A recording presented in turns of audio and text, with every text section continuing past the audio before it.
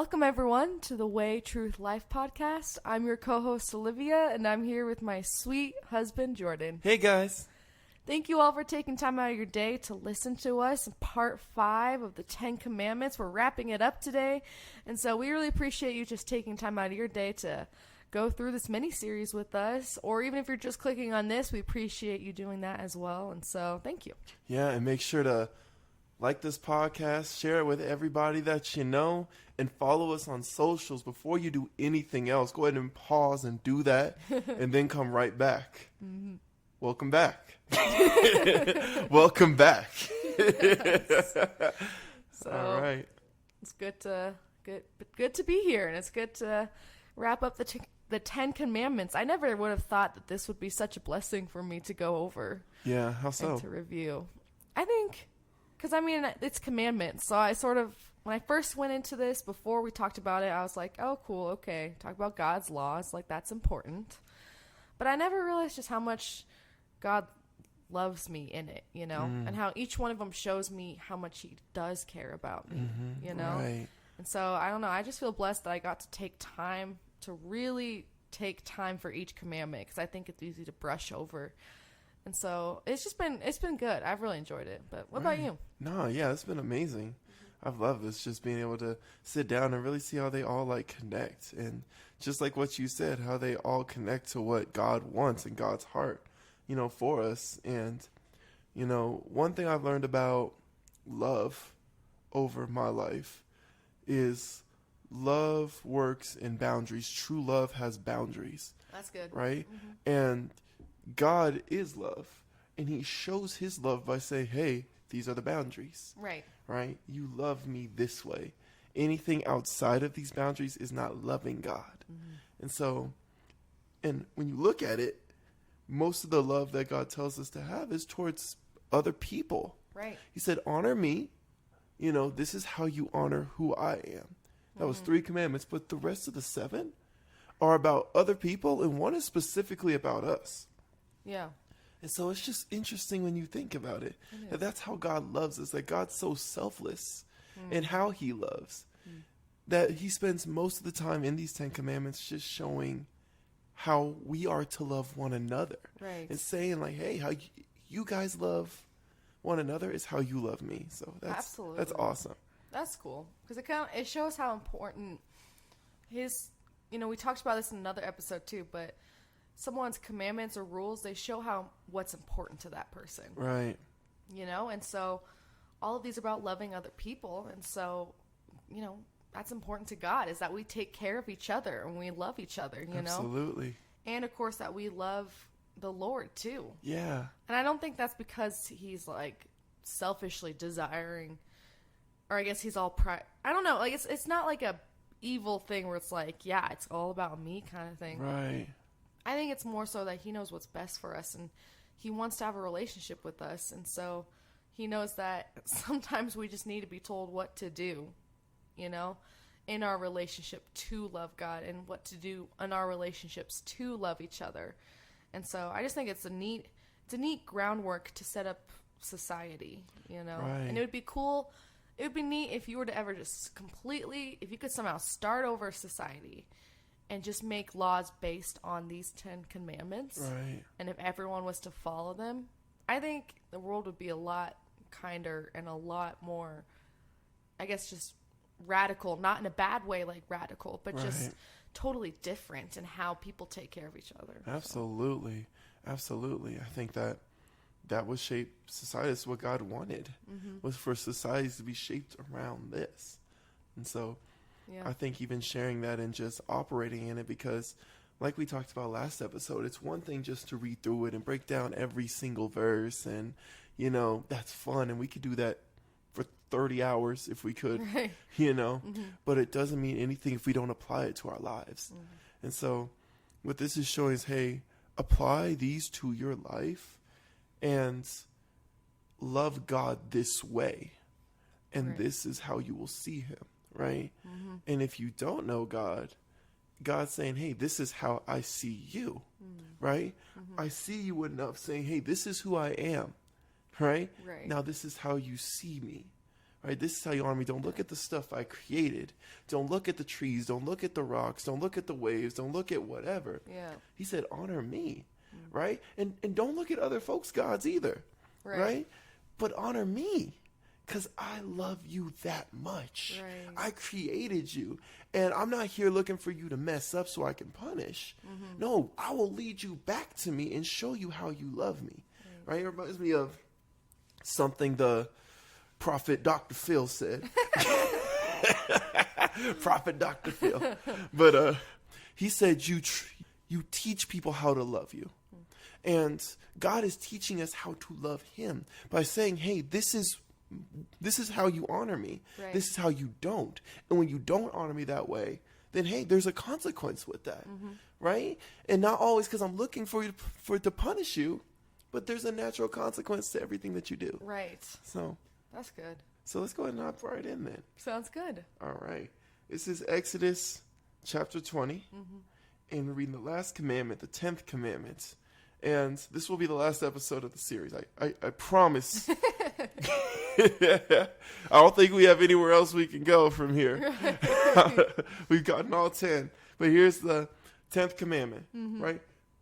It says in chapter 20, verse 17, you shall not covet your neighbor's house. You shall not covet your neighbor's wife, nor his male servant, nor his female servant, nor his ox, nor his donkey, nor anything that is your neighbor's. So we got to start out first by talking about the elephant in the room. What's covet mean? I think that's a word that we reread a lot. Oh yeah, thou shalt not covet and all that. And we don't explain that it's different than like stealing. Right. You know? Or it's different from like lusting. You know? A little similar but different. Right? So you have a definition of how you want to break down coveting? Yeah, I would initially say coveting is desiring something that's not yours. Uh-oh. And so, but if you actually look at dictionary.com, it says, desiring to possess or have something.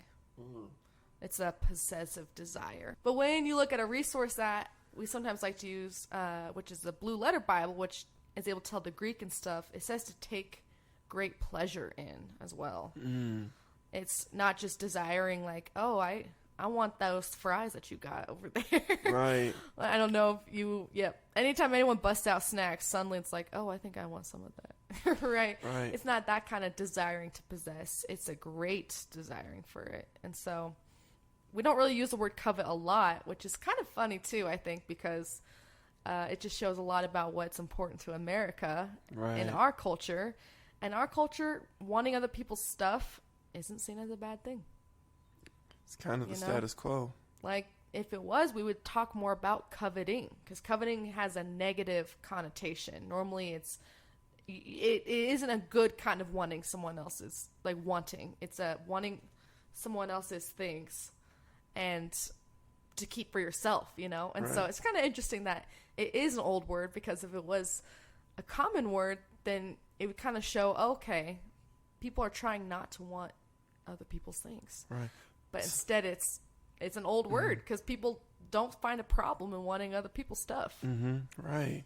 And I think the question that I would have to ask you is probably some questions that people would have. So what's wrong with wanting like things that people have? Like, what's wrong with seeing someone drive by in a nice car and me wanting that? What's wrong with seeing somebody in a nice, healthy family and me wanting that? What's wrong with, somebody who has my dream job and I want that? What's wrong with that? That's a good question, because I think, it's a feeling, and it seems like, well, it's okay to want it. But I think the deeper thing with this, personally, what I think is that it's a wanting something that turns into jealousy. And it's a kind of desire where if I don't have it, I'm not happy. Right. Right. If I can't have it, I'm miserable. If I cannot get it, then everything is terrible and I hate everything. It's okay to want things. It's okay to have big dreams and be like, someday I want to own a house and I want to be able to drive a convertible and do these things. That's great. That's fine. But notice how I said a house. I didn't say someday I want to buy my neighbor's house and do this and that. Right. And I want to drive my neighbor's car, right? Because that's what it talks about, is coveting your neighbor's things. And it's okay to want nice things for your life. That's good. That means you're looking out and taking care of yourself. You know, it's okay to take care of yourself. It's okay to want nice things and all of that. But again, it's just that deep root that I won't be happy without it, because when you want someone else's things, not just having a nice house, not just having a good family, those are great things. And I hope everyone wants that. But wanting someone else's wife, that's kind of where the lust even comes in, or wanting someone else's car, that's a whole different topic. Right. I think, again, let me put another question, just because I feel like pushing today. Feel like pushing. So let's say, because what you were saying is coveting really comes to when you want something that you don't have that somebody else has for yourself, right? Not necessarily that you're stealing it, like I'm just going to take it, you know? Now, coveting can lead to stealing. Maybe that's something we talk about later, but it's not stealing, right? And you're saying really with the emphasis of, I want that for myself, right? What if, an example I think is really common that we see all the time. We see parents a lot of times who have a desire for their kids to go to college. Not just any college sometimes. They want to go to that college. Right. They want them to go to the college that has that program that can give them this. And they just almost push it on their kids, right? But they want that. They see this program. They see the kids that come out of the program. They see the parents that put their kids through that program. They're like, man, I want that for my kid. Right. And so they're walking around with like Yale University bumper stickers, Harvard University bumper stickers. Right, The right. kid don't even go to there. They still in high school. You know, they're a senior. And they're pushing like, oh, I just want that for them. I want that. Are they coveting the school? I would say yeah, because I think they could claim that it's for their kids, you know? Oh, it's just for my kids. I'm not trying to do that. But really, it's revealing that possessiveness reveals a deeper desire for that person. That clearly the parent wants the child to go on for something for their sake too, I think. You know what I mean? And so I would say it is coveting. And I love that you brought that up, because typically, I think when we think of coveting, for people who might be more familiar with the word, they might be thinking more of like people or like a neighbor's, like a specific person in your life that you might covet that, you know? But I love that example with Harvard and school and stuff, because that's coveting too. Even though it's not my neighbor's stuff, it is still something that someone has that you are desiring to possess for your own, you know? Absolutely. Which is just funny, because you might not, like we said, you might not think that's a bad thing. But I think, again, with this person, you know, and sadly, there are parents like that who just, their kids have to be the best at sports. They have to go to this college. They have to do these things, or else they just lose their minds and they just get so upset, you know? Right. And that just has some deeper issues, I think, that come from performance-based, that they feel they need to make up something in their life, and so they put it on their kids. But yeah, I think that is a form of coveting, and so that's cool that you brought that up, because I think we typically like to think of my neighbor Susie. You know, I want her car, but that wanting those things too, that's also coveting. Absolutely. It's an unhealthy relationship with stuff, right? And with people. That's what coveting is. That's the heart, and that's the crux of it. That's good. Right? If you desire something more than you desire God, if you desire something more than being content in what you have, then that's where it starts to get dangerous. Now, here's where the line is, because I do feel like there is kind of a thin line to it. It's hard. Because there is a level of, yes, you want to be in a better position. You want to be in a better situation, right? Even if you didn't grow up like in poverty or wherever, everybody wants to have a better financial situation than how they came up. That's just how it is. Absolutely. People want to deepen their education. They want to have a better knowledge of an area that they're really interested in more than what they used to have. They want to have a deeper relationship with people and relationships that look like certain people. Right. I was actually having a conversation with one of our church mamas today, and I was just talking about her and her husband's relationship, and she was saying, a lot of times people come up and say, wow, I want my husband to be exactly like your husband, or things like that, and they're like, well, there was. You willing to go through the work that I have to go through? He's like, you want him now? You're going to have to deal with what he had to go through to get to where he is now. And so that's the thing with coveting, I think, too, is that it's easy to think, I want my neighbor's stuff. I want their stuff because of this. But you don't see the hard work and the effort and the challenges that are also there behind it. All you get to see is the glory and the good parts. Which is, because that's the thing that people care about. They care about the trophy. Right. They don't care about the work. Like, even when we look at sports, right? I know I bring it back to sports a lot, but you're a sports guy. I'm a sports guy. I love fun. Right? People care about the trophies. When you look back towards all the history of the NBA, all the history of the NFL, you just see who won the trophy. They don't care about the season. That's People true. even say, the regular season doesn't even really matter. It's all about the playoffs. It's all about what you did there. That's where your legacy is made. Because people don't care about the work it took to get there. Right. Bringing it even further behind the scenes, people don't care about the practices you had. They don't care about one practice that you had that was just mad competitive. And that helped to really change the direction of how you approach the rest of your season. Right. Nobody cares about that. Yeah. They just care, do you have a trophy? Did you get a ring? Right. Because we want the results. We want the marriage that lasts 30 years. We want the friendship that we've had since we were young. We want the job that we can be at for 45 years in love still. But we don't want to go through the work to get there. That's true. And there's work in everything that we do. There's work in everything that people have. Yeah. And first question, what about billionaires who just inherited money, who were born with money? Understand something. For people who, I'm not speaking as a billionaire, maybe someone who is a billionaire and is listening to this podcast, first off, share. Maybe you have a better perspective than I do, but I have to take a potential just guess. Yeah. If I had some money, of how I would respond. But just because you have money doesn't mean that you are good at keeping money. That's true. There are folks who have inherited millions of dollars and lost it all. Yep. Because they're not good with their money. I mean, that's why people want money. Not it's like, I want to be a millionaire so I can save it. Come on. I want the interest is going to be so nice. Everyone wants to get money, or people who want money, they want it because they want to spend it. You know? And that takes discipline. And like Jordan was saying too, and even like with money, that's a discipline. It does take hard work where you don't always see the person that worked hard and saved money to afford that house and worked hard and saved money to this. All you think, and that's what coveting is just desiring to possess it for yourself. You just want it. You want to keep it. Right. And even before, I want to finish the point that, I was making too about the people who inherited it, because I think that's important too.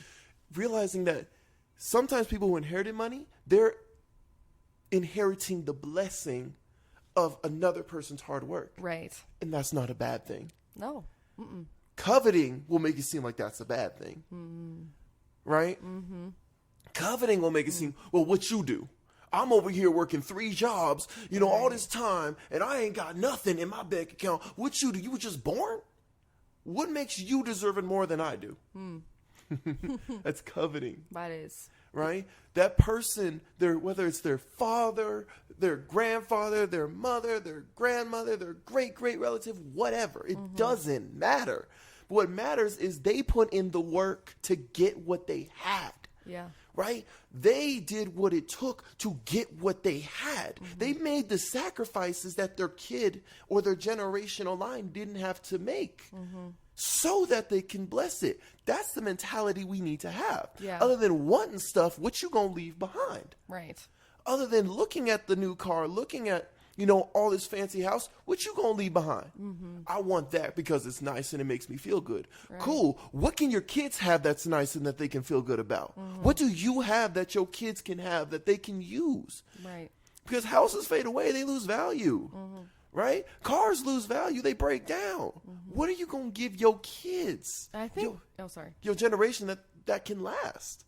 That's good, because there are things that are more important than just physical material things, like Jordan's saying, that we need to be investing in and spending time working towards, so that, just like you were saying, but that future generations and our kids and everyone around us can be blessed from it, Right. And I think that's why God makes this a commandment, right. It's interesting. It is a commandment. And I think it's because God does not want us to be lazy people who are just kind of jealous of each other and don't do anything. Well, you're going to have to say that again. You about to the point where I've never seen it like that before. That's crazy. Yeah, because coveting's about laziness. That's crazy. That is crazy. But I guess I feel like it kind of is, though, because you just want to possess something else. It doesn't say you're doing things. And if you are doing things, maybe you're, I don't know, wanting someone's wife, then you're lusting after him. That's committing adultery. Right. Or maybe if you're doing something like, I'm going to figure out how I can just take it in the middle of the night. That's stealing. Right. Or maybe you're like, I just got to get rid of him and then I can have it. That's murder. Like, all of those things God covered in the commandments already. But the coveting is kind of like that inaction. You're just wanting something.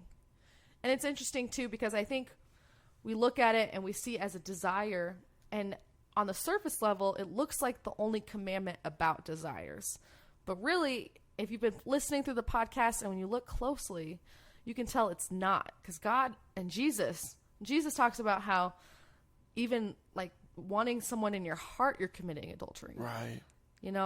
Looking at someone with lust. Or if you just are having that hate towards someone, you're murdering someone, And so they're all about that. God wants us to control our desires. Right. He wants us to refocus our desires, And I think we sometimes can think, well, I can't help it. I can't help that I want that. I mean, it's really cool and good. And yes, I'm just going to keep saying neighbor, but obviously it's just other people in your life, right? Or things in your life. But what your neighbor has is a good thing. Absolutely. Right. Like we've been saying, those are good things. Nothing inherently wrong about that thing. Right. But what is just wanting and desiring and doing nothing about it, That's true. Like, and just wanting it and then just obsessively thinking about it. Instead, God wants you to be able to focus your desires on other things. Instead of wasting your time daydreaming about your neighbor's car, what if you were daydreaming about how you can make the world a better place? Right. What if you were daydreaming about how you can help someone in your work environment feel loved? Right. Or what if you were daydreaming about how can I serve my husband so he feels cared for and seen? Right. Like, if we could change our thoughts and change our feelings about other people and just in general, it would help so many people. And I think God is wanting us to do that. And that's a challenge. It's hard, And that's why with like murder and adultery and stealing and honoring your father and mother, it all requires you and forces you to stop and look at yourself and think, what am I thinking about? What am I feeling? And why? Right. Why am I doing that? Because I think God wants us to find healing in him. Absolutely. And I think part of the commandments is to point us to healing, realizing, oh, I actually do have a hard time honoring my father and mother because of this hurt. Or, you know what? I have a hard time just truly, honestly not lusting because of this. It really forces us to stop and take a look at ourselves. Not because of a shame thing, like you're the worst that you're thinking this and all of that, but instead it's because that's not who you are, and God doesn't want you to stay in that identity. He wants you to be the amazing person he made you to be, but you can't be that if you're constantly thinking about ways to benefit yourself and not loving other people. Right. Because as we know, one definition our pastor says about love is meeting other people's needs at your expense. Well, you can't you can't meet your own needs at someone else's expense. And that's what all these commandments are. Right. And we know the greatest commandment is to love the Lord your God and to love each other. And so you can't love if you're doing all this stuff. Absolutely. And I think it comes back to what you've kind of been talking about, is that when you covet things, when you want things super deeply and you're focused on wanting things super deeply, it changes the way you think, right? You talked about the inactivity, which inactivity is an action, right? That's true. All your thoughts lead to actions, no matter what. That's a good point. Right? Yeah. Think about it. If you sit there and you think about just your favorite meal, you're probably going to eventually get hungry and get up and get some food. Right. May not be the meal, but you'll probably get hungry and get up and get some food.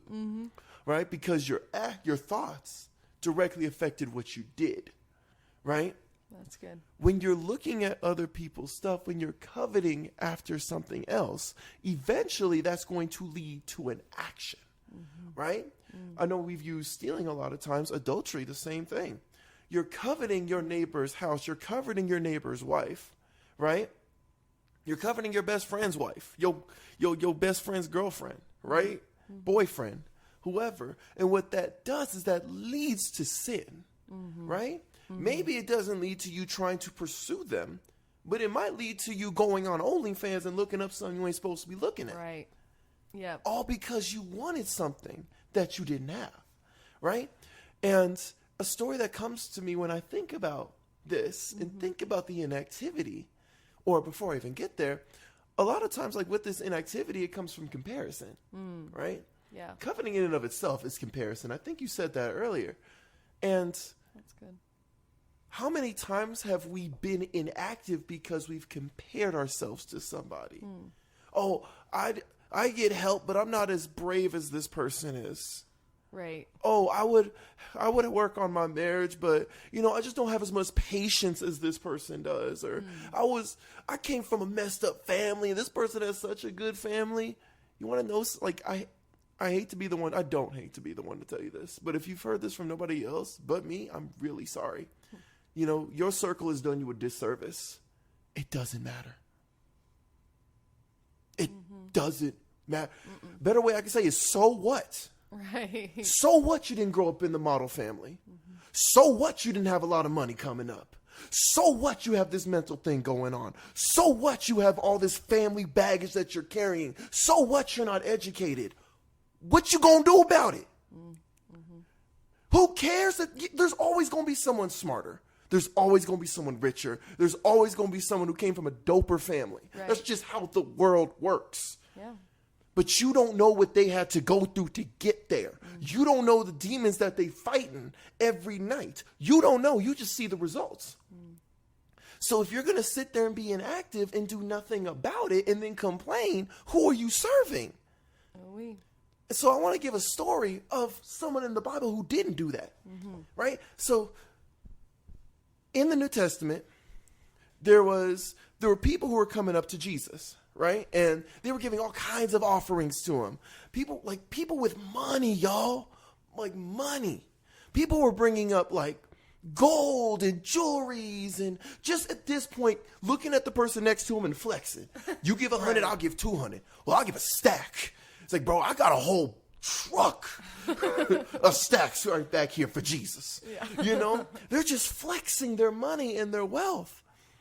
And there's a widow that comes in. And again, understand the times, right? Widows were the lowest of the low. They were the lowest in society, just in terms of status. If you weren't married, your status was incredibly low, especially if you're a woman.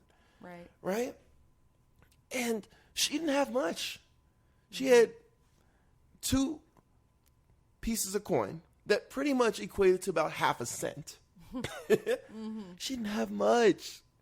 And she's walking in this room where all these people are, taking off their jewelry and giving it to Jesus. Right. And people walk around in fancy robes. And imagine she's just in these tattered clothes, hair all messed up, put in a bun because she got work to do. And she's in this room and she goes up to Jesus and she sees this tray of all this magnificent stuff that she knows she can't afford.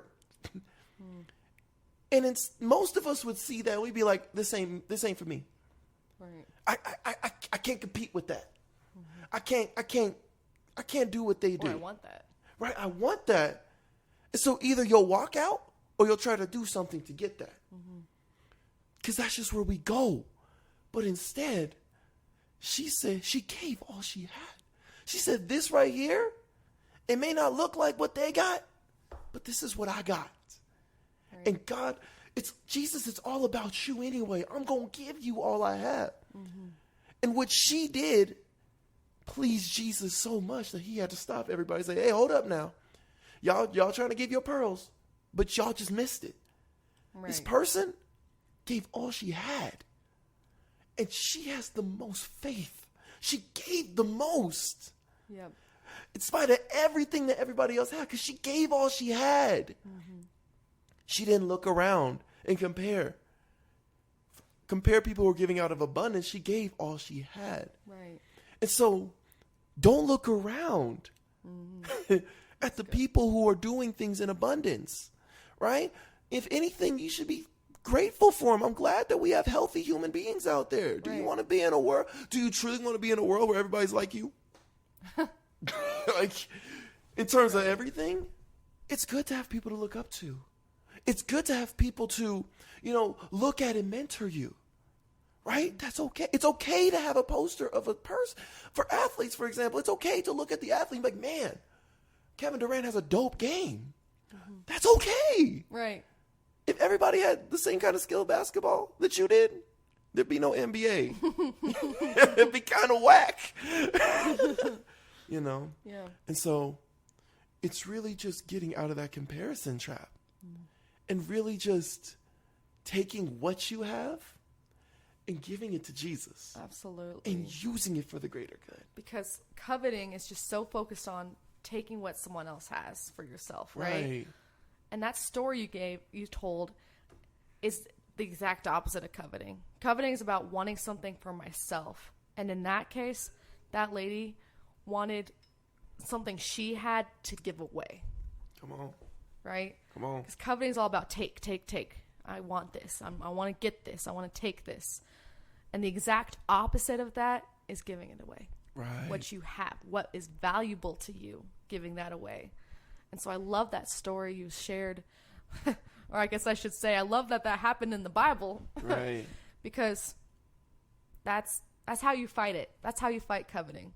And you might not think, well, I love my husband. I love my wife. And I'm so happy with my kids. I have a pretty messed up car, but I love my car. I'm not coveting. Well, good. I mean, I'm glad that you're not for that areas. But maybe there are other areas in your life where you might not even realize it, but you really, really want something. And you would do just about anything to get it. And by anything, I mean push people out of the way. Right. Step on people. Hurt people to get it. Right. And that's where the widow story comes in, because it's like this thing you really want, something that's really important to you. Like, would you be willing to give that away? Like, maybe for you, yeah, like I said, it's not something like the wife or the car and all that, but maybe you just really want status. You just want to be a high status, whether that's